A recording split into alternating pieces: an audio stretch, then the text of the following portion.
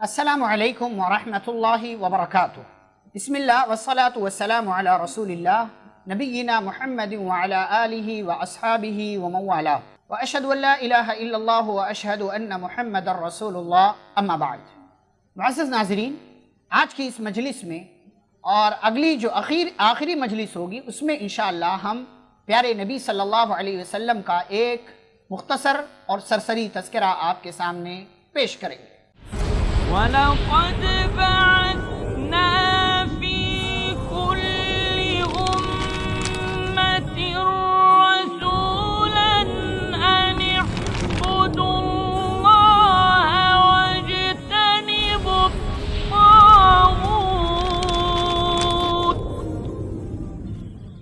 پیارے نبی صلی اللہ علیہ وسلم بنو ہاشم خاندان سے ہیں۔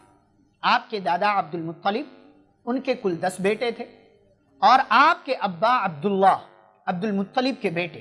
پیارے نبی صلی اللہ علیہ وسلم جب پیدا ہوئے تو آپ یتیم تھے، آپ کے ابا کی وفات ہو چکی تھی۔ آپ کی ماں کا نام آمنہ ہے۔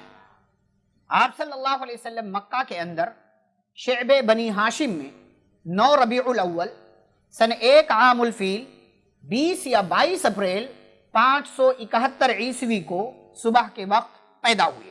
آپ صلی اللہ علیہ وسلم کی ولادت کے بعد آپ کی ماں آمنہ نے آپ کا نام احمد رکھا اور عبد المطلب کے پاس پوتے کی پیدائش کی خوشخبری بھجوائی۔ وہ خوشی خوشی تشریف لائے اور آپ صلی اللہ علیہ وسلم کو خانہ کعبہ میں لے جا کر کے اللہ سے دعا کیا، اللہ کا شکر ادا کیا، آپ کا نام محمد رکھا، پھر عرب دستور کے مطابق 7ویں دن ختنہ کیا۔ آپ صلی اللہ علیہ وسلم سب سے پہلے آپ نے اپنی ماں آمنہ کا دودھ پیا، پھر ابو لہب کی لونڈی سویبہ نے آپ کو دودھ پلایا، اور پھر آپ صلی اللہ علیہ وسلم کو بنو سعد کے محلے میں بھیج دیا گیا۔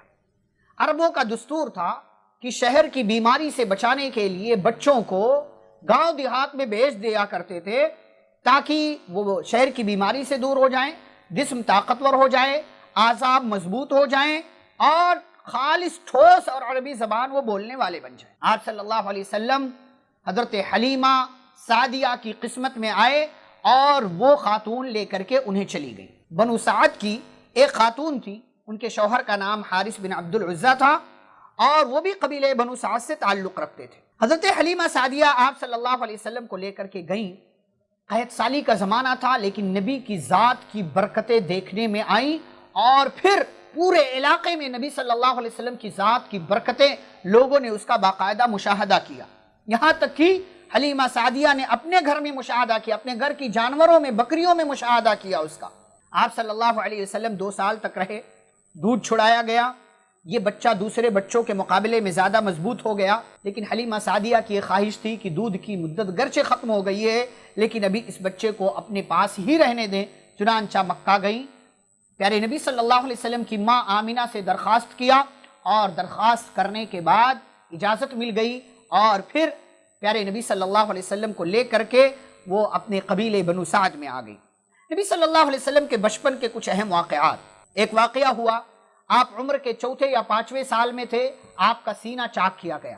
صحیح مسلم کے اندر حدیث ہے، حضرت انس رضی اللہ تعالیٰ عنہ فرماتے ہیں کہ نبی صلی اللہ علیہ وسلم نے فرمایا، میں بنو سعد کے محلے میں بچوں کے ساتھ کھیل رہا تھا کہ اچانک فرشتہ آیا، جبریل علیہ السلام آئے، پکڑا، لٹایا، سینہ چاک کیا، گویا کہ آپریشن کر رہے ہیں، دنیا کا پہلا آپریشن ہے، اور آپ کا دل نکالا، دل نکال کر کے آپ کے سینے سے ایک ٹکڑا الگ کر دیا، دل کو ایک تشتری میں رکھ کر کے زمزم کے پانی سے دھویا اور پھر اس کو اس کی جگہ فٹ کر دیا۔ اور جب یہ ماجرا آپ کے چھوٹے چھوٹے ساتھیوں نے، دوستوں نے دیکھا جو آپ کے ساتھ کھیل رہے تھے، گئے بھاگتے ہوئے، ڈر گئے، بھاگتے ہوئے گئے اور جا کر کے حلیمہ سعدیہ کو کہا کہ محمد کو قتل کر دیا گیا۔ علاقے میں خبر پھیل گئی اور سارے لوگ بھاگتے ہوئے آئے، لیکن تب تک جبریل امین جا چکے تھے، آپ کا سینہ جو ہے واپس صحیح کیا جا چکا تھا۔ حضرت انس رضی اللہ تعالیٰ عنہ فرماتے ہیں کہ نبی صلی اللہ علیہ وسلم کے سینے پر میں اس کا نشان دیکھا کرتا تھا۔ پیارے نبی صلی اللہ علیہ وسلم کے ساتھ ہی جو واقعہ گزرا، اس سے گھبرا کر کے حلیمہ سعدیہ نے آپ کو لا کر کے آپ کی ماں کے حوالے کر دیا کہ کہیں ایسا نہ ہو اس بچے کو کوئی نقصان ہو جائے گا تو سب کچھ میرے اوپر آ جائے گا۔ 6 سال کی عمر تک آپ صلی اللہ علیہ وسلم اپنی ماں کے پاس رہے اور چونکہ آپ کے والد کا انتقال ہو چکا تھا اس لیے آپ کی ماں آمینہ کو آپ کے شوہر کی بات بار یاد آ رہی تھی، اسی لیے ان کی قبر کی زیارت کا ارادہ ہوا۔ چنانچہ اپنے بیٹے نبی صلی اللہ علیہ وسلم کو، لونڈی ام ایمن کو اور اپنے سرپرست عبد المطلب کو لے کر کے مدینہ کی طرف روانہ ہوئی، جہاں پر پیارے نبی صلی اللہ علیہ وسلم کے والد عبداللہ کی قبر تھی۔ 1 ماہ کا قیام ہوا، واپسی پر آ رہے تھے، راستے میں آمینہ بیمار ہوئیں اور مکہ اور مدینہ کے درمیان ابوا نامی مقام پر ان کی وفات ہو گئی۔ اس طریقے سے نبی صلی اللہ علیہ وسلم ماں سے بھی محروم ہو گئے۔ دادا عبد المطلب کی پرورش میں آ گئے، دادا نے انتظام کرنا شروع کیا اور دادا نے بڑی محبت دی، اپنی اولاد سے بڑھ کر کے چاہتے تھے، اور یہ سلسلہ 2 سال سے کچھ زائد چلا۔ آپ کی عمر 8 سال 2 مہینے 10 دن کی ہوئی کہ آپ کے دادا عبد المطلب کی بھی وفات ہو گئی۔ آپ کے دادا کے بعد ابو طالب نے آپ کو پالا پوسا، ہر طریقے سے خیال رکھا، اور اگلے تقریباً 42 سال تک اپنے بھتیجے کا بھرپور سپورٹ کیا، اس لیے کہ ابا عبد المطلب نصیحت کر کے گئے تھے کہ پوتے کا خیال رکھنا، اپنے بھتیجے کا خیال رکھنا۔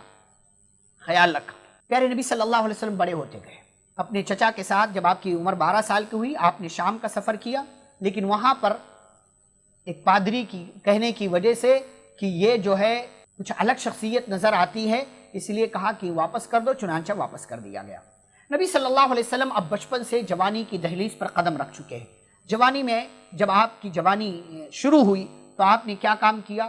ایک کام تو یہ کہ آپ نے مکہ والوں کی بکریاں چرائی ہیں چند پیسوں کے عوض، جیسا کہ صحیح بخاری وغیرہ کے اندر حدیث ہے۔ ایک اور بات جو سیرت کی کتابوں میں ملتی ہے کہ جنگ فجار میں آپ نے شرکت کیا، آپ کی عمر اس وقت 15 سال کی تھی، اور اس جنگ میں آپ اپنے چچا وغیرہ کو تیر تھمایا کرتے تھے، بذات خود شامل نہیں تھے۔ آپ صلی اللہ علیہ وسلم تھوڑے سے اور بڑے ہوئے، بلکہ یہی 15 سال کی عمر ہے، آپ نے حلف الفضول میں شمولیت اختیار کی۔ مکہ کے کچھ لوگوں نے ایک کمیٹی بنائی اور اس کمیٹی کے لوگوں نے یہ فیصلہ کیا کہ اب ہم مظلوموں کا ساتھ دیں گے۔ ایک واقعہ ہوا تھا کسی کے ساتھ کہ اس کا مال کسی نے لے لیا لیکن پیسہ نہیں دیا، اس نے گہار لگائی لیکن کسی نے اس کی بات کو نہیں سنا، چنانچہ عبداللہ بن جدعان وغیرہ نے یہ کام شروع کیا، ایک مکان پر اکٹھا ہوئے اور سارے لوگوں نے انتظام کیا اور یہ قسم کھایا، یہ پکا ارادہ کیا کہ ہم مظلوموں کا ساتھ دیں گے، جس کا حق ہے اس کا حق دلائیں گے، ظالم کا ہاتھ پکڑیں گے اور ظالم کو ایسے غلط کام کرنے سے ہم روکیں گے۔ پیارے نبی صلی اللہ علیہ وسلم جب بڑے ہو گئے، آپ کو نبوت و رسالت مل گئی، تو بعد میں آپ کہتے تھے کہ وہ مکہ میں ایک واقعہ ہوا تھا، اگر ایسی کوئی کمیٹی بنتی ہے ایسے کسی کام کے لیے تو اس کام میں شامل ہونا میں ضرور چاہوں گا، کیونکہ ایک اچھا کام تھا۔ پیارے نبی صلی اللہ علیہ وسلم اور بڑے ہوئے، 25 سال کی عمر ہوئی آپ کی۔ مکے کے اندر لوگ تجارت کیا کرتے تھے۔ مکے کی ایک خاتون تھی خدیجہ بنت خویلد، وہ بھی تجارت پیشہ خاتون تھی۔ انہوں نے نبی صلی اللہ علیہ وسلم کے بارے میں سنا، آپ کے اخلاق، آپ کی صداقت، آپ کی امانت، آپ کی سچائی، ساری چیزیں آپ کے بارے میں سنی، آپ کے اخلاق و کردار سے متاثر ہوئیں، تو آپ کو پیشکش کیا کہ آپ میرا مال لے جا کر کے تجارت کریں مزاربت کے تعلق سے، اور پھر جتنا فائدہ ہوگا دوسروں کو میں جتنا دیتی ہوں اس سے زیادہ آپ کو دوں گی۔ اس طریقے سے پیارے نبی صلی اللہ علیہ وسلم تجارت کے میدان میں آئے اور خدیجہ کا مال لے کر کے آپ ملک شام گئے، اور آپ کے ساتھ خدیجہ رضی اللہ تعالی عنہ کے غلام میسرہ بھی تھے۔ بہت زیادہ فائدہ ہوا، برکت ہوئی، تجارت میں بے حد منافع ہوا، اتنا منافع کہ اس سے پہلے اتنا منافع خدیجہ رضی اللہ تعالی عنہ کو تجارت میں نہیں ہوا تھا۔ اور واپسی پر خدیجہ رضی اللہ عنہ نے مال میں فائدہ بھی دیکھا، میسرہ کی زبانی نبی صلی اللہ علیہ وسلم کی صداقت، شخصیت، کردار کے بارے میں سنا، بہت متاثر ہوئی، اور اتنا متاثر ہوئی کہ آپ صلی اللہ علیہ وسلم کو نکاح کا پیغام بھیج دیا۔ خدیجہ رضی اللہ تعالیٰ عنہ اس وقت بیوہ تھی، اس سے پہلے نکاح ہو چکا تھا، لیکن اس وقت وہ بیوہ تھی، اور اپنی سہیلی نفیسہ بنت منبہ کے ذریعے شادی کی پیشکش کی۔ بات چیت دونوں طرف سے ہوئی، بنو ہاشم اور قبیلہ مزر کے سرداران شریک ہوئے، آپ صلی اللہ علیہ وسلم کا نکاح ہو گیا، مہر 20 اونٹ، دونوں کی عمر، پیارے نبی صلی اللہ علیہ وسلم نے 25 سال کی عمر تھی آپ کی، اور خدیجہ رضی اللہ تعالیٰ عنہ کی عمر جیسا کہ مشہور ہے سیرت کی کتابوں میں 40 سال، لیکن بہرحال یہ درست معلوم نہیں ہوتا ہے، اور اس پر علماء کے اپنے بیانات بھی موجود ہیں۔ نبی صلی اللہ علیہ وسلم کی جتنی اولاد ہوئی خدیجہ رضی اللہ تعالی عنہ سے ہوئی، اور سوائے ایک اولاد کے حضرت ابراہیم رضی اللہ تعالی عنہ کے، جن کا تذکرہ آگے کریں گے۔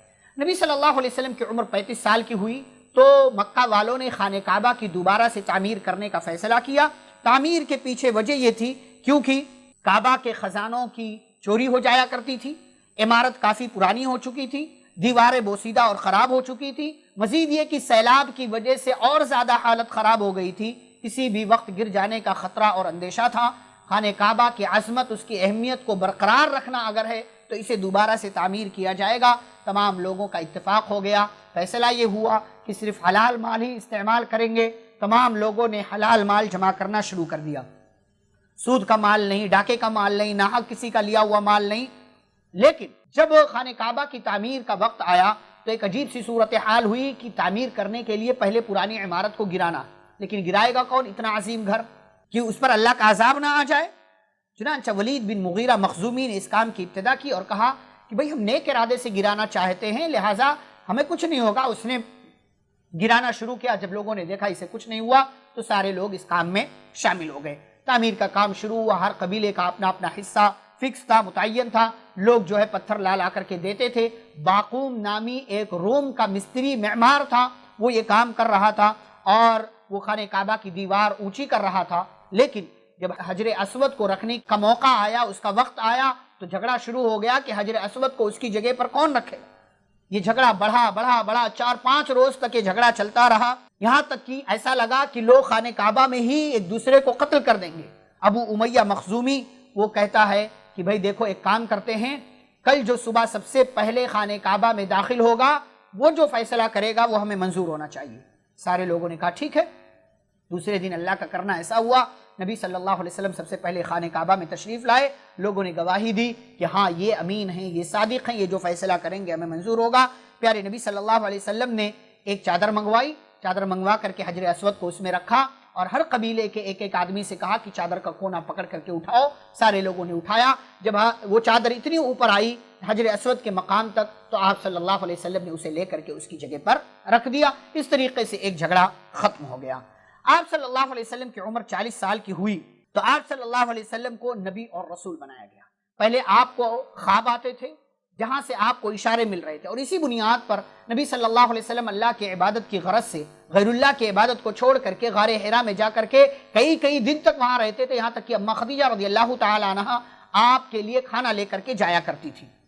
ایک دن فرشتہ آیا، جبریل امین علیہ السلام آئے اور آپ کا سینہ زور سے دبایا اور کہا اقرا پڑھو۔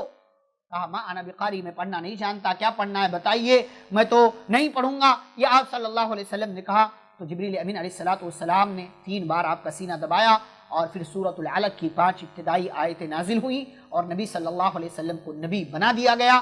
اب آپ محمد بن عبداللہ سے محمد الرسول اللہ ہو گئے، اللہ کے نبی آپ بن گئے۔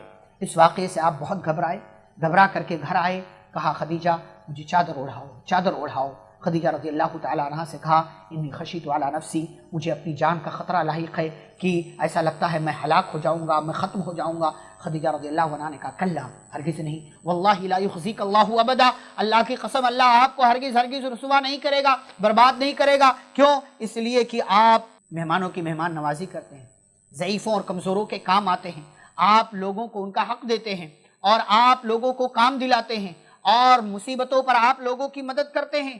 یہ ساری صفات گنوائی اور کہا کہ اللہ آپ کو ضائع نہیں کرے گا اور رسوا نہیں کرے گا۔ اور پھر ورقہ بن نوفل کے پاس لے کر کے گئیں۔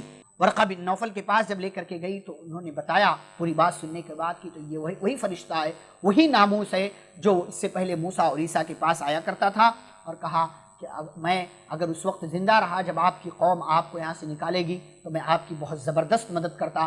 نبی صلی اللہ علیہ وسلم نے کہا کیا میری قوم مجھے یہاں سے نکال دے گی؟ کہا ہاں، ہر قوم کے ساتھ یہی سلوک ہوتا رہا ہے۔ اس کے بعد تھوڑے دنوں تک وحی نہیں آئی تاکہ نبی صلی اللہ علیہ وسلم کے دل میں شوق پیدا ہو، اشتیاق پیدا ہو، اور پھر دوبارہ سے فرشتہ آیا اور سورۃ المدثر کی ابتدائی آیتیں نازل ہوئی جس میں نبی صلی اللہ علیہ وسلم کو دعوت و تبلیغ کا حکم دیا گیا کہ اٹھ جائیے، ڈرائیے لوگوں کو، رب کی بڑائی بیان کیجیے، رب کی توحید کی طرف لوگوں کو دعوت دیجیے۔ نبی صلی اللہ علیہ وسلم اٹھ کھڑے ہوئے اور مکے کی زندگی کے 3 مرحلے ہوئے۔ شروع کے 3 سال آپ نے چھپ چھپا کر کے دعوت و تبلیغ کا کام کیا، پھر 7 سال آپ نے مکے والوں کے درمیان جو ہے دعوت و تبلیغ کا کام کیا، اور پھر بعد کے 3 سال مکے سے باہر جا کر کے آپ نے دعوت و تبلیغ کا کام کیا۔ یہ مکے کی زندگی کے اندر 3 مرحلے ہیں دعوت و تبلیغ کے جو آپ صلی اللہ علیہ وسلم نے اختیار کیے۔ خفیہ تبلیغ، چھپ چھپا کر کے آپ نے دعوت و تبلیغ کیا۔ شروع میں چند ایک لوگوں نے اسلام قبول کیا، حضرت خدیجہ، حضرت ابو بکر، حضرت علی، حضرت زید بن حارثہ رضی اللہ تعالیٰ عنہ مجمعین، اور پھر ابو بکر صدیق رضی اللہ عنہ بھی اس مشن میں آپ کے ساتھ ہو گئے، اور بڑے بڑے اجلہ صحابہ ان کی دعوت سے وہ لوگ مسلمان ہوئے۔ یہ تعداد دھیرے دھیرے بڑھتی گئی۔ شروع میں اسلام لانے والے کچھ صحابہ، بلال، حضرت ابو عبیدہ، ابو سلمہ، ارقم، عثمان بن مزعون، قدامہ بن مزعون، عبداللہ بن مزعون، عبیدہ بن حارث، اور ایسے ہی سعد بن ابی وقاص، عبد الرحمن بن عوف، طلحہ بن عبید اللہ، عثمان بن عفان، زبیر بن عوام وغیرہ، یہ جو ہے بڑے صحابہ، یہ لوگ مسلمان ہوئے۔ کفار مکہ کو خبر لگی اور ان لوگوں نے ستانا شروع کر دیا، لیکن یہ بات اس وقت ہوئی جب خفیہ دعوت و تبلیغ کے 3 سال مکمل ہو گئے۔ 3 سال مکمل جب ہو گئے، آپ صلی اللہ علیہ وسلم کو حکم دیا گیا کہ اعلانیہ تبلیغ کیجیے۔ آپ نے اپنے گھر والوں کو جمع کیا، اور گھر والوں کو، خاندان والوں کو جمع کر کے، اور صفا پہاڑی پر چڑھ کر کے آپ صلی اللہ علیہ وسلم نے مختلف طریقوں سے لوگوں کو اسلام کی دعوت دی۔ آپ کا سب سے پہلا دشمن جو بنا وہ آپ کا اپنا سگا چچا ابو لہب تھا، اور اس نے کہا محمد تمہارے لیے ہلاکت و بربادی ہو، اسی کام کے لیے ہم کو جمع کیا تھا۔ بہرحال نبی صلی اللہ علیہ وسلم رکے نہیں، جھکے نہیں، ڈٹے رہے، دعوت و تبلیغ کا کام کرتے رہے، یہاں تک کہ بہت سی پریشانیوں سے گزرنا پڑا۔ نبی صلی اللہ علیہ وسلم کے صحابہ کو ستایا گیا، آپ کے صحابہ کو پریشان کیا گیا، اذیتیں دی گئی، تکلیفیں دی گئی، مارا گیا، ہر قسم کا ظلم و ستم کیا گیا۔ ابو طالب کو آفر دیا گیا، لیکن ابو طالب نبی صلی اللہ علیہ وسلم کے ساتھ ڈٹے رہے، اور آپ صلی اللہ علیہ وسلم جب بھی موقع ملتا، جیسے بھی موقع ملتا، لوگوں کو اسلام کی طرف بلایا کرتے تھے۔ یہاں تک کہ جب ظلم و ستم حد سے زیادہ بڑھ گیا تو نبوت کے 5ویں سال آپ صلی اللہ علیہ وسلم نے حبشہ کی طرف ہجرت کرنے کا حکم دیا، اور 2 ہجرت حبشہ ہوئی، جیسا کہ آپ صلی اللہ علیہ وسلم نے 2 الگ الگ موقعوں سے صحابہ کرام کو حبشہ کی جانب ہجرت کرنے کا حکم دیا۔ پہلی ہجرت حبشہ ہوئی، پھر دوسری ہجرت حبشہ ہوئی، اور اس طریقے سے صحابہ کرام کی ایک تعداد حبشہ میں جا کر کے مقیم ہوئی، جہاں کا بادشاہ نیک تھا۔ یہاں سے مکہ والوں نے 2 لوگوں کو بھیجا کہ جاؤ وہاں کے لوگوں کو لے کر کے آؤ بادشاہ سے بات چیت کر کے، لیکن بادشاہ نے مسلمانوں کی بات سنی اور ان لوگوں سے کہا کہ نہیں، ہم تمہارے حوالے ان لوگوں کو نہیں کریں گے۔ حضرت جعفر رضی اللہ تعالیٰ عنہ نے وہاں زبردست تقریر کی تھی۔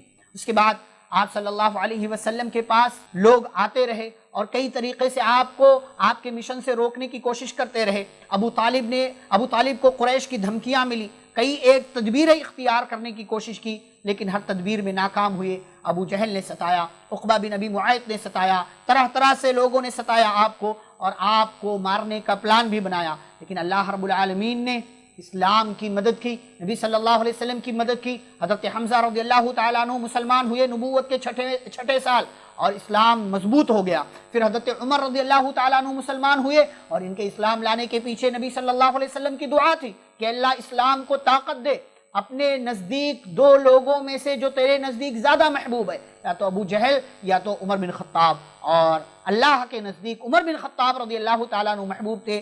نبی کی دعا کی وجہ سے عمر رضی اللہ عنہ مسلمان ہو گئے، اسلام مضبوط ہو گیا اور مسلمان مضبوط ہو گئے۔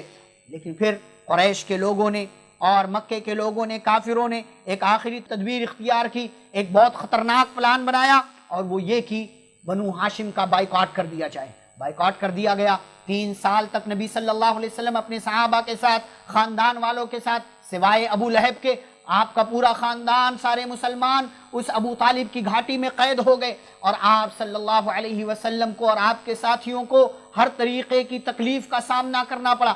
3 سال تک ایک گھاٹی میں قید، پتے کھائے اور جو ہے چمڑے چوس کر کے زندگی گزارتے رہے، چھپ چھپا کر کے کوئی لا کر کے آپ کو کھانا دے دیا کرتا تھا، کچھ پہنچا دیا کرتا تھا، اسی سے مسلمانوں کا اور وہاں کے لوگوں کا گزارا ہو رہا تھا۔ 3 سال کے بعد کچھ لوگوں کی کوششوں سے اور اللہ کی رحمت سے یہ دستاویز چاک ہوا، اور یہ سارا معاملہ ختم ہوا، اور ابو طالب کی گھاٹی سے نبی صلی اللہ علیہ وسلم باہر آ گئے۔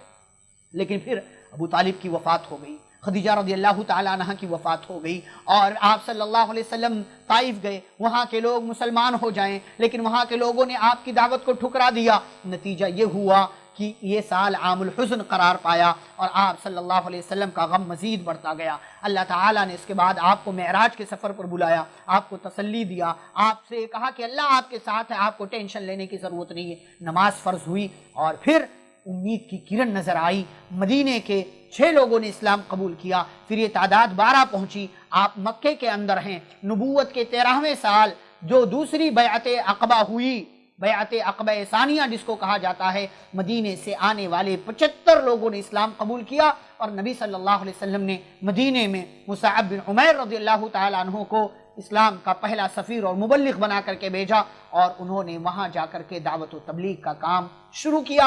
اس کے آگے کی باتیں، آگے کیا ہوا، انشاءاللہ اگلی اور آخری مجلس میں ہم آپ کے سامنے ذکر کریں گے۔ اللہ رب العالمین ہمیں نبی صلی اللہ علیہ وسلم کی سیرت طیبہ کا مطالعہ کرنے اور اسی کی روشنی میں زندگی گزارنے کی توفیق عطا فرمائے، آمین۔ وصلی اللہ علیہ نبی الکریم، والسلام علیکم ورحمۃ اللہ وبرکاتہ۔